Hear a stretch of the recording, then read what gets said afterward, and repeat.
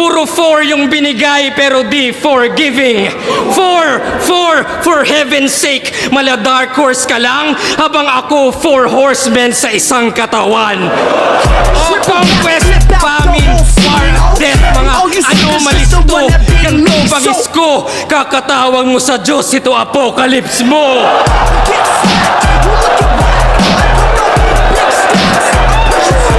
Kasi punchliner ka lang, boy! Ang lahat umay na, dapat kang umalsa. Kaya nung ace ng baras, baka ace na fourth gas kasi nga bulagta. Balik sa One Piece, huwag ka nang umalma. Kasi nga, ungas ka, walang tapik sa dibdib. Kasi nga, putas ka.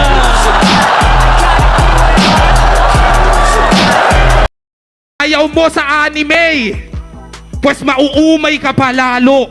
Papatira ko kay Yusop hanggang yabang niya'y maglaho. Bullseye pag yung timing at accuracy naghalo. Tapos ang inasinta parang si Chopper na nagtago. Gagawin kitang si Brook kung hanap mo markong bungo. Mas flexible pa kay Luffy yung mga barang na buo. Sunod-sunod na yung suntok, tulo sa ilong niya ang dugo. Magmimistulan kang si Sanjing nakakita ng hubo. Mabubura ka sa mapa. Kapag ako nagpalaganap, ultimo kahit sinamitol, hindi ka mahahanap. Kaya kahit tumada, panigurado butata. Sa sobrang solid ng barko, parang si Frankie gumawa. Ituloy natin hanggang matapos para dito boring. Tapos sasakal sa'yo mga kamay ni Nico Robin.